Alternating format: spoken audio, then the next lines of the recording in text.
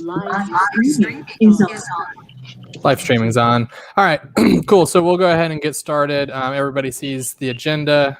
So I'll call this to order now at 7:04 p.m.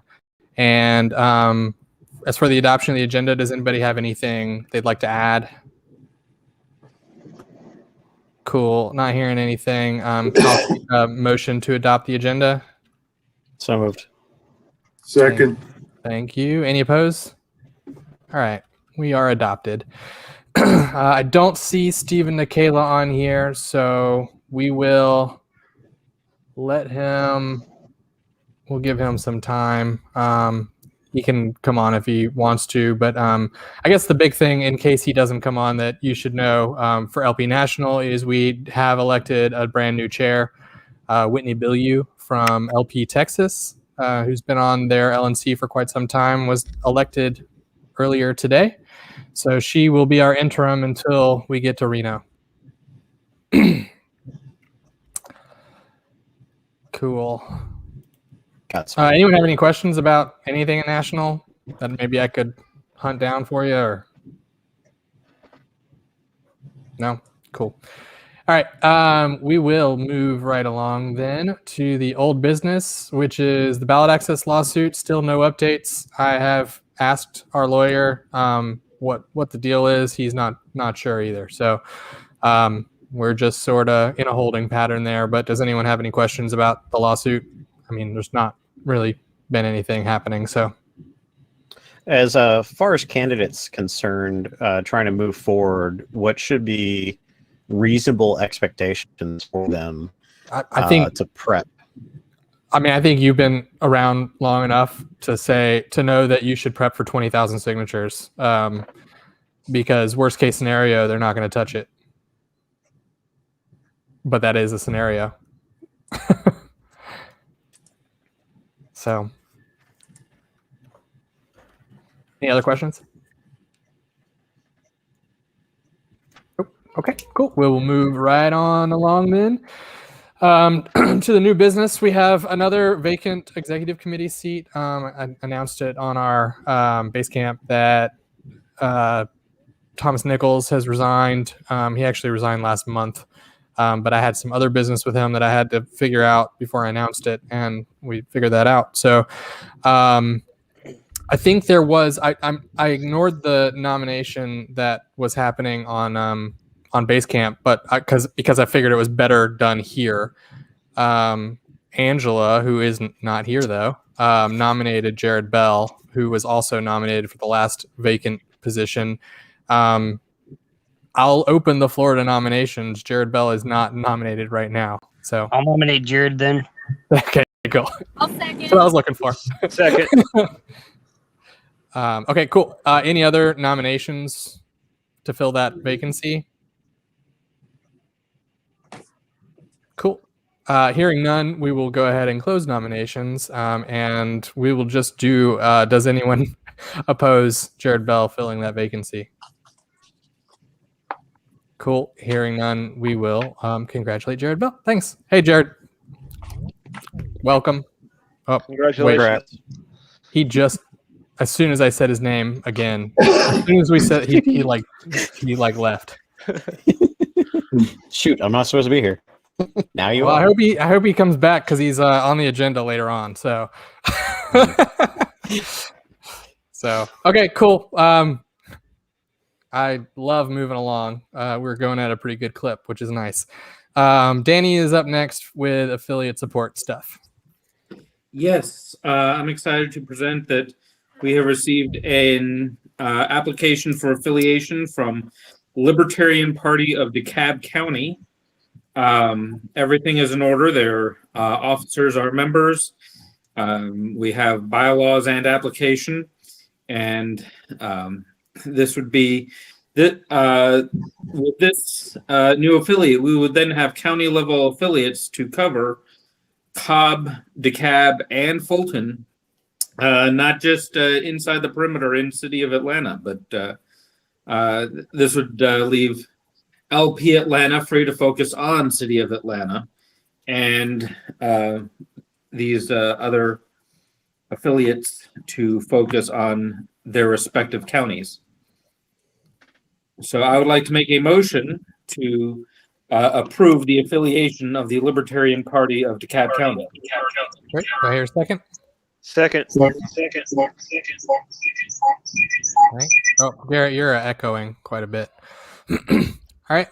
Does anyone oppose the affiliation of LP DeKalb?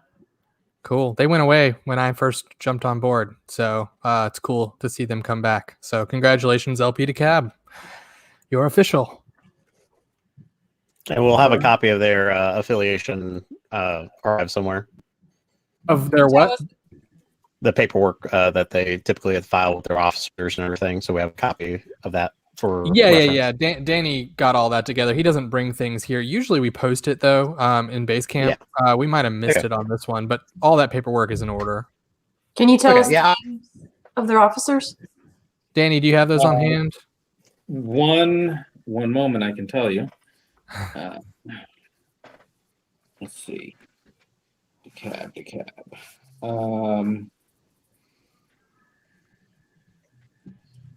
Let's see. I'm looking at it now. They've got Jake Green is their chair. Keaton Holt is their vice chair. And Carly Fletcher as their secretary. Thank you. Keaton, who's also on this board.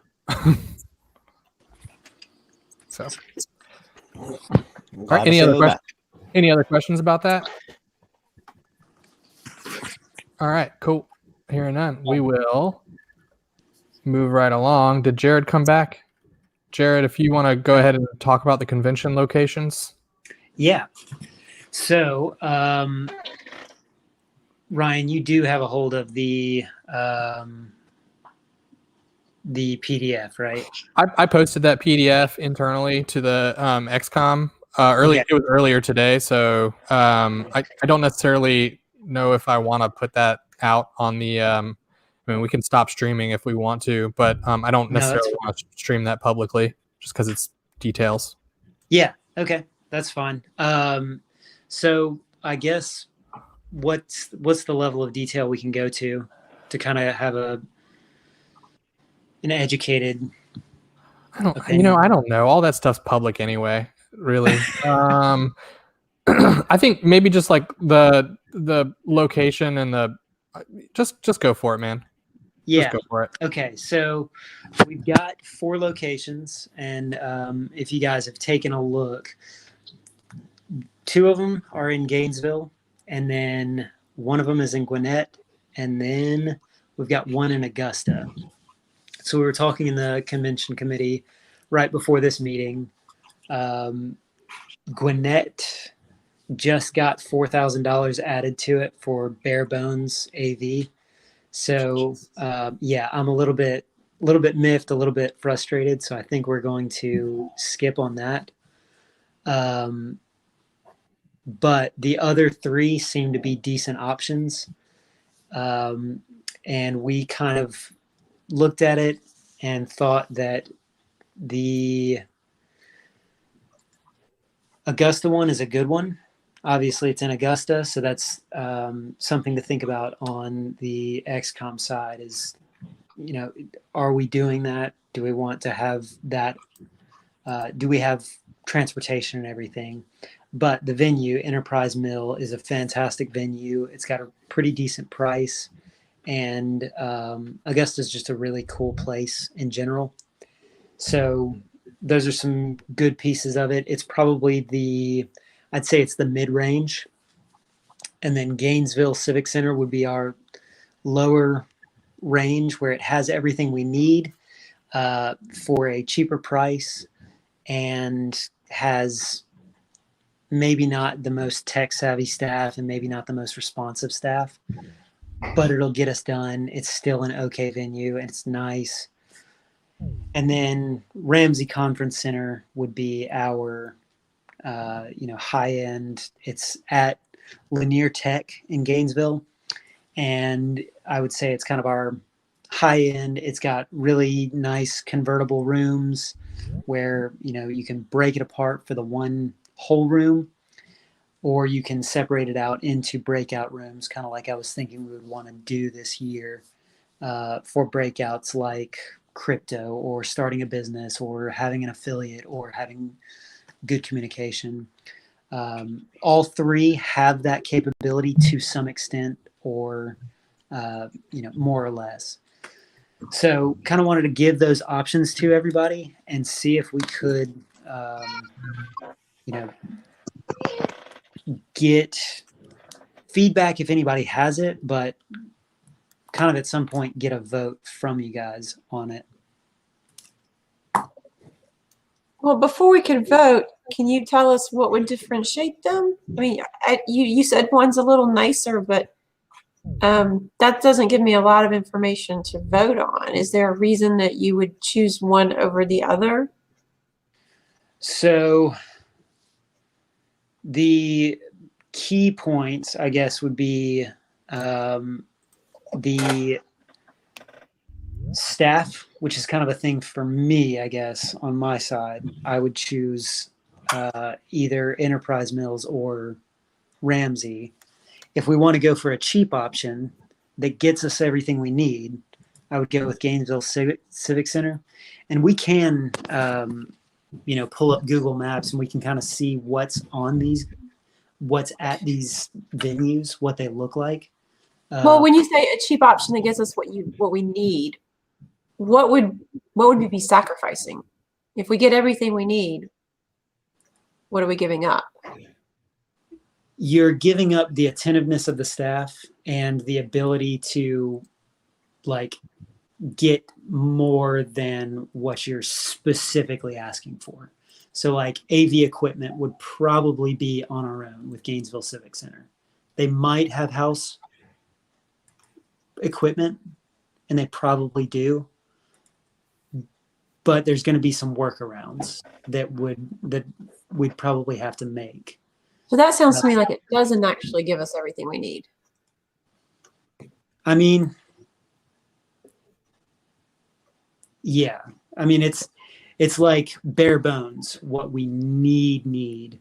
And then anything extra, looking at, you know, do we want to break this out? Do we want to have like breakout sessions? Okay, we've got to ask for the rest of the pricing. So I've asked for the pricing once, and I got one proposal for one room, and they gave it to us for $2,800, which is fantastic. But we've got to add in, and right now we're just kind of estimating the price. So I'm about a week out on that request. Okay, so you don't have the full price quote. I don't, not on Okay. that one. So Or just on that one. So the other two, it looks like there's only a less than $1 difference per person. Is that right? yeah, let me take a look. That's what it looks like, yeah. Okay. I just wanna Perfect. So make we're- sure. Okay. Yeah, and that's assuming a 150 attendance. So with that, I think the fixed cost on those are pretty much the same. The variable costs will be more or less comparable. We do have better visibility into Enterprise Mills as far as the catering and everything. We don't have to go outside of the venue for that. That was on Enterprise Mill. Yes. So you can I don't see, Catering. Oh, yes, if you look a little bit further down on that where you got the fixed cost, and then the second set is variable costs, basically what does it cost per person? mhm. And you'll see basically they've got their menu options. I have an Excel model that I'm playing with where I can change, okay, we don't want barbecue, we want to do a station, or we want to have a buffet or something, and it can go up and down based on those things. And I've kind of got it laid out according to what they have in their little packet.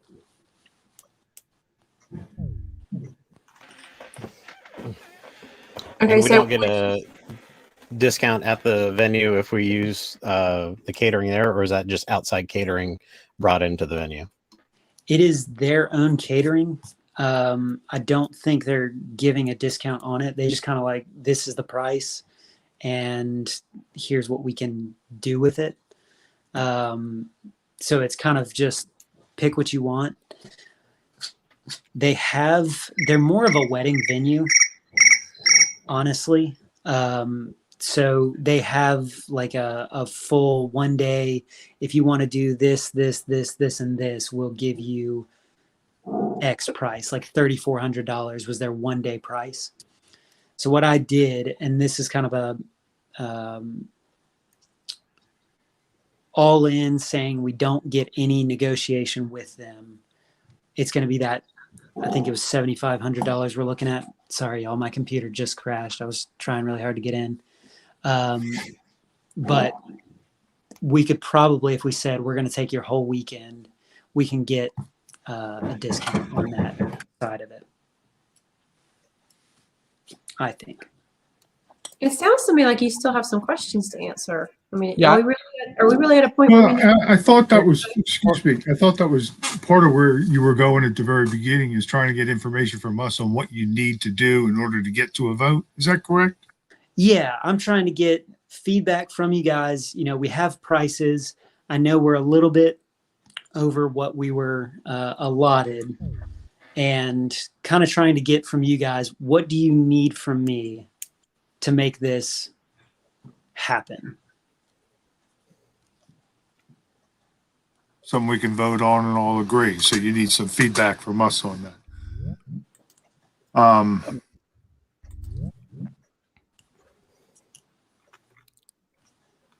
And we're not going to vote today anyway, are we? No. That's I did not foresee that happening. There's too many variables right now. Yeah. But having a good list of questions and kind of seeing what this body is thinking is kind of where we're going with this, I think. And we can always do an email ballot if that needs to happen, you know, between this meeting and next or something, or it can go on next month's agenda. Yeah, can we Ryan- do a base camp thing started? Just start asking questions. Hey, can Yeah. we get this information, this information? Yeah, So that I think will help Jerry out, as he needs that feedback so he knows what to look for, what we care about. So. Yeah, I posted the document to our base camp. We can use that thread to ask questions. Jared will be added Perfect. right after this call anyway, because now he's a member of the XCOM, so he'll be able to see everything. Perfect. Ryan, two questions. Is it possible to get some of the previous contracts to Jared to look over to see what we maybe need to include in those quotes?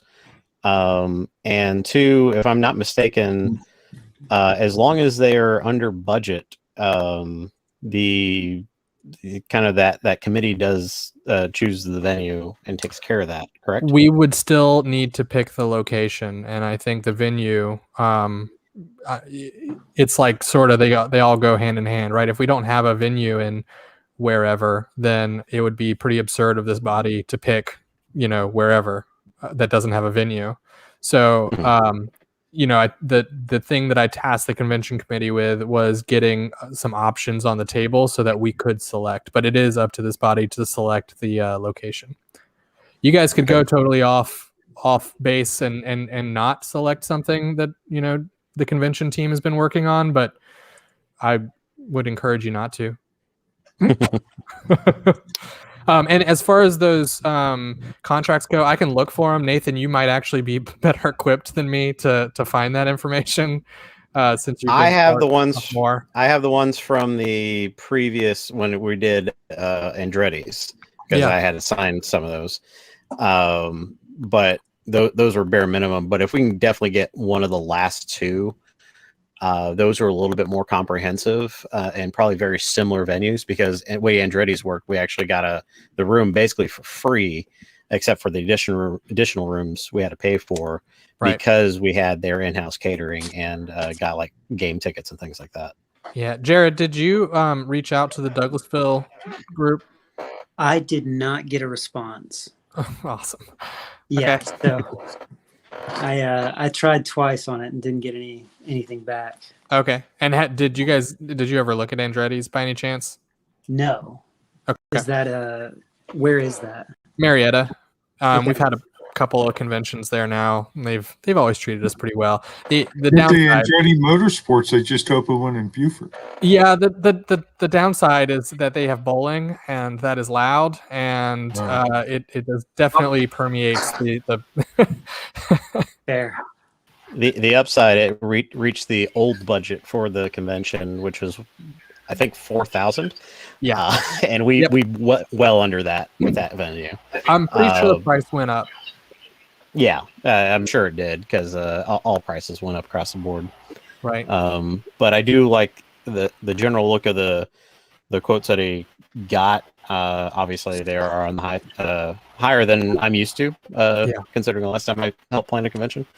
But I guess we have increased the budget to accommodate that for future events in general.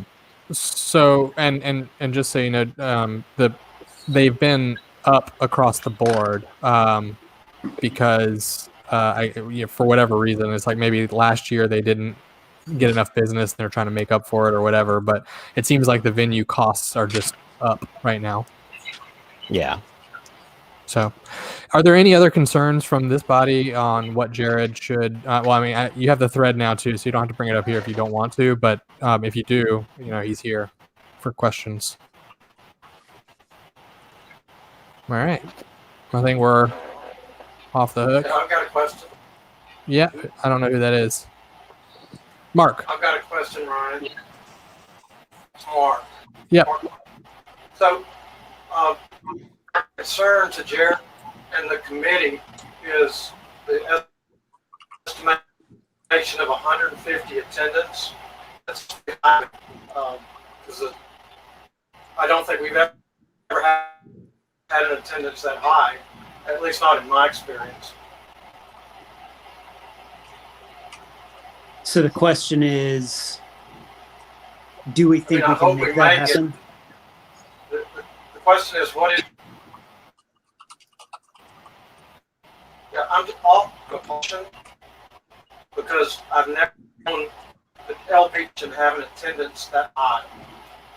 The highest one I ever remember was 120, and the 2020 convention was, I think, less than 100, and that was a presidential year. So just that, I'm just throwing out a caution flag because. Jared, you don't know me, but I've had experience with LPGA conventions from long ago, and we've taken some bad losses from overrating our attendance. Just so that you know, okay? Fair. Yeah. That's all. Yeah, what I take from that, and I actually agree. But we should definitely be taking a look at what our past performance has been to do the estimate, and we can throw in some stretch goals and see what that looks like as well. But we should definitely know what based on past performance, what that looks like too. Okay. Well, we can post all that in a thread. That'd be great. Just because. Just be cautious about that. Well Typically, what we've done is started around 100 for the quote, and then asked the venue about what type of lead time it is to change and what maximum capacity and things like that are. Say we do go for a room that can accommodate 100 people, and then we do get 120 or 150 people. Is can the venue accommodate that, or will we have to shift venues? So we've asked in the past if they have that and what the lead time would be to increase capacity or adjust numbers.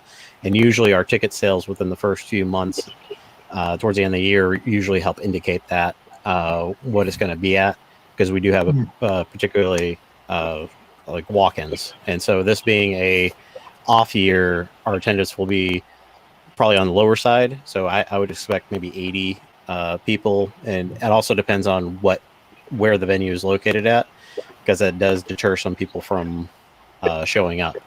Metro Atlanta obviously has the most people, but we had a really good turnout convention because of the local affiliate put out a lot of people. Cool. Any other? Yeah, and I just want to add, if you're outside the Atlanta area, you may run into problems with attendance. If everybody remembers the 2019 convention in Athens, I don't think we had 30 people there. So, at least not on the floor voting. Am I right, Brian? I would have to look that up. That does not sound right, but I'll have to look. I could look it up. It wasn't any more than 50. So, I mean, there's Christine was there, Nathan was there, so y'all can chime into that too. But just an off year or a non-presidential year outside the Atlanta area sound. Just be cautious on your attendance estimation. That's all. Okay. Good Cool. feedback. Yeah. All right. Anything else from anyone? I'm putting some of these questions in the base camp discussion as we Cool. talk. So. Perfect. Thank you, Christine. And Ryan, I forwarded you to the two ones I found offhand. You can forward to Jared. Thanks, Dan. Thank you, sir. All right. So I think we'll move along. Thank you, Jared. Yep. And we'll move right along on the agenda to the membership director. So we also, last week, had our membership director step down. Just work. Things getting in the way of volunteer. So just could not do it anymore. But I have already found a replacement. Justin Jones of our LP West Georgia will be replacing him as membership director. I had a good conversation with him this afternoon, and he is going to move forward on that. So membership is awesome right now, by the way. So we're at like 415-ish, just way up. Nice. Yep. All right. Any questions around membership director? Cool. If anyone wants to help with that, just reach out to Justin. You reach out to me, and I can connect you with him. If anyone is interested in helping push our membership, it helps us tremendously with our fundraising, and then also just being able to show, the level of support that we have in the state. It was part of our declarations and our lawsuit and stuff like that. So that stuff really helps us. All right, so social media director, we also had our social media director step down, and so we're looking for somebody to take that place. And that basically is just managing our social media platforms, making sure content's getting out there, making sure you're working with the other committees and the affiliates to get content out there for them on their behalf. But right now it's just Facebook and Twitter, really. So if anyone is interested in that, this is really just an announcement. I'm not going to appoint anybody on this call. So feel free to reach out to me, or if you know somebody who would be really good at that, somebody who has experience with it. I would like somebody who is, got some kind of marketing background and knows how to read all the stats and uses the stats to grow our audience and things like that. So if you know anybody like that, just, let me know. Does anyone have any questions? All right, hearing none, we will move on to Moodle. So last month, you guys approved budget for Moodle, and I did make that purchase. That's the learning management system.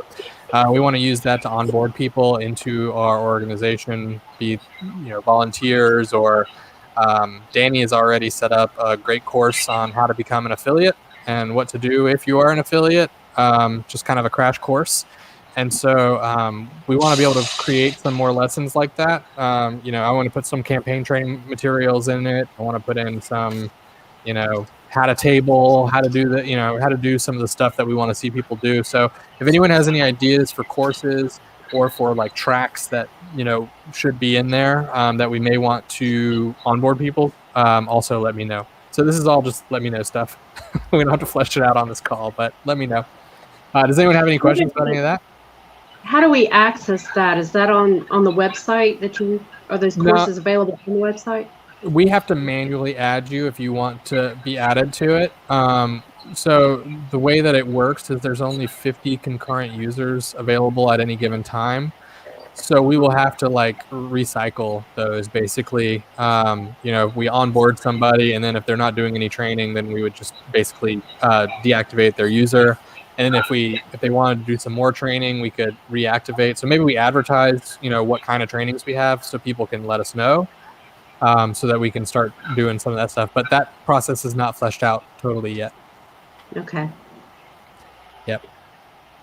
As we grow, we can spend more and have more users. And if we grow to a certain point, it might make sense to host our own Moodle server, which is totally possible. And then everything we create can be exported into a pretty standard format if we end up going to a different platform for any reason. All right, any other questions about Moodle? All right, hearing none, we'll move along. My chair's report is in the agenda. It is short and sweet. Does anyone have any questions for me about anything? You know how to reach me anyway, most of you talk to me frequently anyway. So, cool, we'll move on to Zach and the vice chair's report. Hey, so for my vice chair's report, I'm basically just going to hand it over to Elizabeth so she can say a few words about the executive director position. And it's now Elizabeth Gallimore, formerly Melton.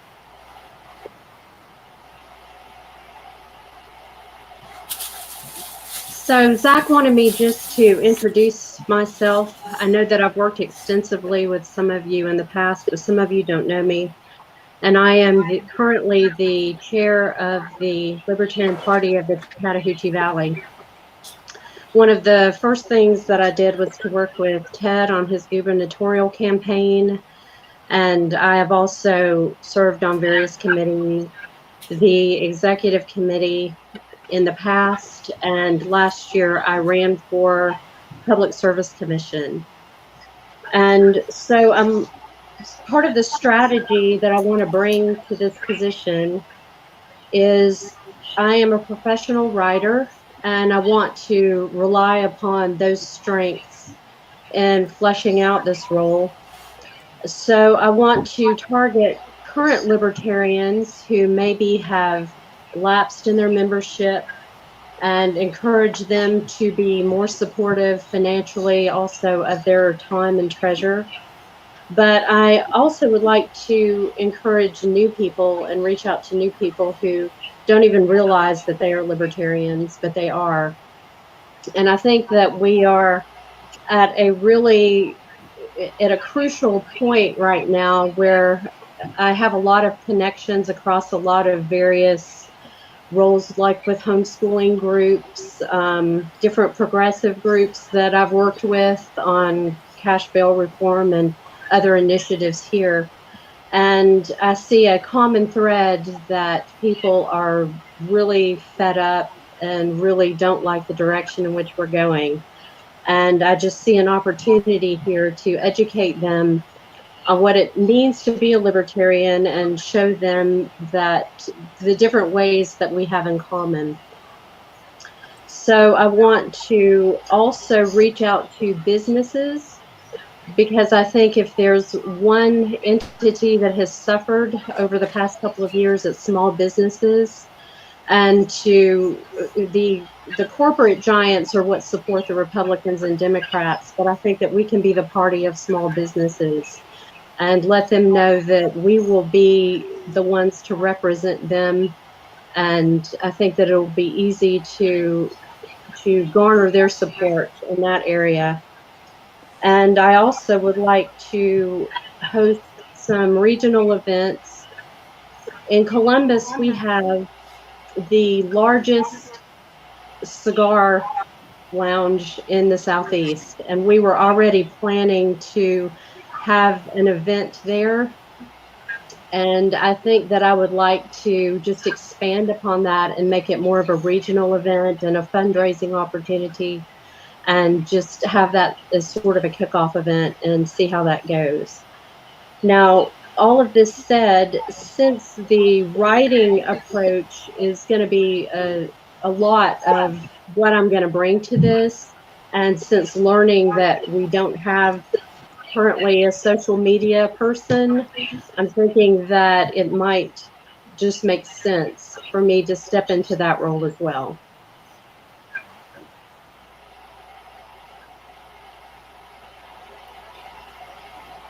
Yeah, we can talk through that for sure.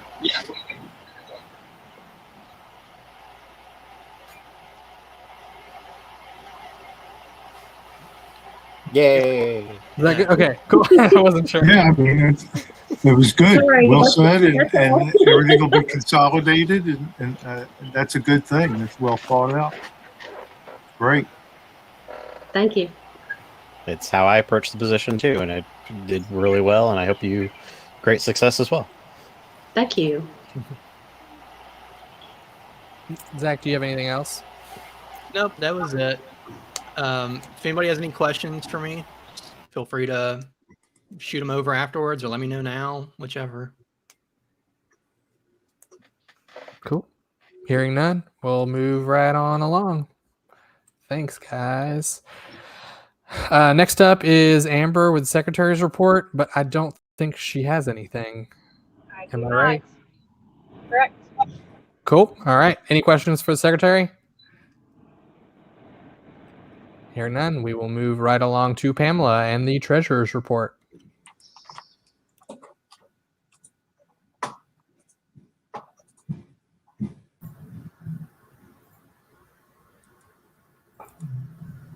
Pamela, you there?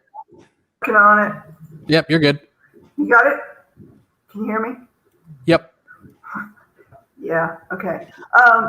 I posted the reports in Basecamp, and there was a suggestion that I do the reports by the month, the calendar month, rather than the way they've been done, which is ending the day before the meeting. Does anybody have any objections to doing it per calendar month? I'm in support of that. I think that makes a lot of sense. This is Jonathan. I would agree. Yep, no objection. I support that. Okay, I'll start doing it that way. Does anybody have any questions from the reports I posted? Do you have a bank reconciliation that ties back into all the cash accounts? Yes, it did reconcile. How would you like that? What's a good way to show that? I mean, it just depends on how you did it. I always did it in an Excel spreadsheet. So whatever you're doing, it just explains when I say bank reconciliation, what I mean is an explanation of any differences between the number that you show and the number that the bank account shows on the same date. And that's part of why it makes sense to do this with a calendar month end date, because then you can tie this number directly back to a bank statement.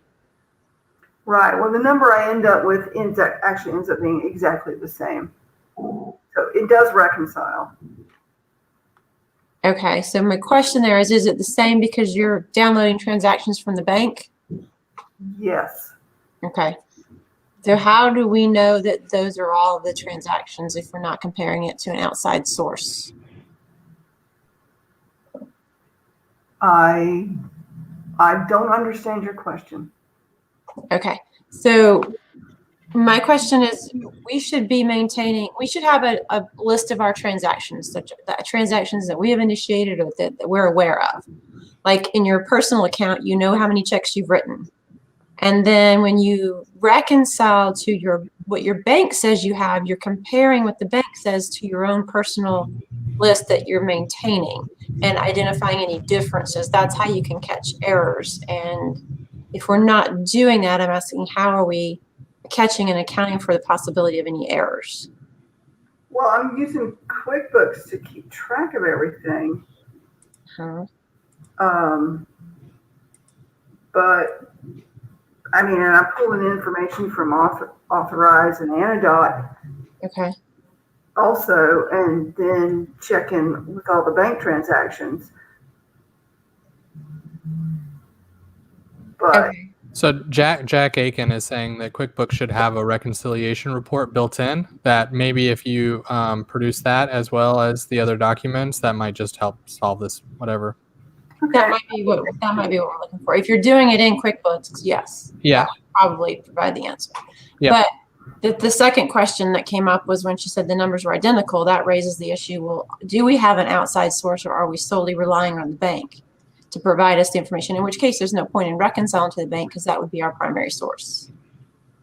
It is our primary source, unless there's another source that I'm not aware of. Are you listing the things in QuickBooks manually as well, or like when I send you and say I spent this much money on whatever, do you put that into QuickBooks?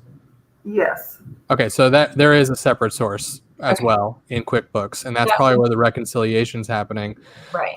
So I'm also not just, I know we're not, when you run an organization, you want to make sure that this stuff is happening the right way. I can tell you that we do go over every transaction in the bank every month. I do at least, and I know Pamela does as well. If anything stood out, I mean, there's probably like 10, expenditures per month, if that. It's not like it's 1,000 of them or anything like that. It's not that so we would know. And Okay, well, I'm asking. it's mostly donations. We have a lot more donations. That's that on that side of things, it would be better to have QuickBooks doing a reconciliation probably on the inbound. Agree. I'm asking just from the perspective of, as the committee, we all have a fiduciary responsibility and we all kind of need to be able to sign off on this. So I think this is good that we are now able to see the profit and loss and the balance sheet, which is what we've been asking for. To say thank you very much for that. But I think that's just the last piece that then gives us that reassurance that we are doing we're taking our fiduciary responsibility seriously. And it sounds like you guys are doing it. So we just need to prove it out. Yeah. That's all. Yeah. So Pamela, I think the solution is to look into the QuickBooks reconciliation report and see if that's the right thing, and then we can just start adding that to the treasurer's report every month. Yeah. Will do. Thank you. Any other questions for Pamela? Cool. Hearing none. Thank you, Pamela, for everything. I'm glad I'm not treasurer. Me too. What, did somebody have a question? Was I hearing somebody? Can I ask about the 2021 budget? And you've got the year-to-date column and stuff. So I was kind of looking at the variances from budget, and I don't know if this is a question for Pam or a question for you, or if this is the right time or not. But the largest variance is we had planned some expenditures with affiliate support that haven't happened. You know what those are? What was budgeted and we've not actually ended up spending anything in that category? Yeah, so that's just something kind of wonky when it comes to putting the budget in month to month. It's that's probably why they don't do that very, very often. But I do it for estimating purposes, and then I just happen to what I show you is sort of the accumulation of it. The problem is that that amount is not spread out over the year. I just dumped them all in one column. So if I end up taking the average of what we're going to pay out and spread it across every month, that might actually end up making it look a little bit more sensible. But because it's like that amount got approved in this month, whatever month it was, and so I just added it to that month, whether we spent it there or not. Because what really matters in the budget is just that we have X number of dollars for affiliate support. That's what we really care about. Right. And none of the affiliates so far have made any particular requests, I believe. Right. Is that right? Okay. Now I completely. We're working on it. So that is all of the dollars that we approved for affiliates to draw on. It's just at this point nobody's drawn on it. Yeah, I mean, and if it makes more sense for me to like average that out over every month or something, that's pretty easy for me to knock out. So however you guys want me to do it, I don't really. Well, can we just look at the year-to-date budget? Wouldn't that solve Yeah, I mean, just leave it as it is. The year-to-date budget. What do you mean by that, Christine? Well, if the issue is the way the budget is spread over the months, if we're comparing year-to-date expenditures versus year-to-date budget, would that make it more clear? Yeah, and that's what I was trying to do, Christine. That's exactly the question that he had. So we put those in as planned expenditures for I forget what month. It was a couple months ago we added that budget line item.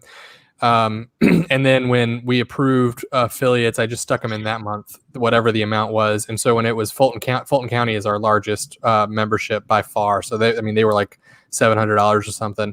So it says that we should have already spent that $700, but we haven't because they didn't ask for that money. So, I mean, that's really the problem. So Fulton County, if you're listening, spend that money. I'm not sure if that's a problem. Yeah, Ryan, I think just leave it that way as long as I understand what it is, because it's something that we've never done and don't know really how to forecast how it's going to come out. I could always stick it in the last month too, which might make more sense. I don't know. Anyway, whatever. We can talk about that offline. We don't need to keep it here. I'm sorry. No. It's a good question. It's good. We're making things better every month. We only make things better by asking questions. All right. Anything else regarding anything? You guys ready to adjourn? I'll hear a motion to adjourn. I'll move. Second. All right. Any opposed?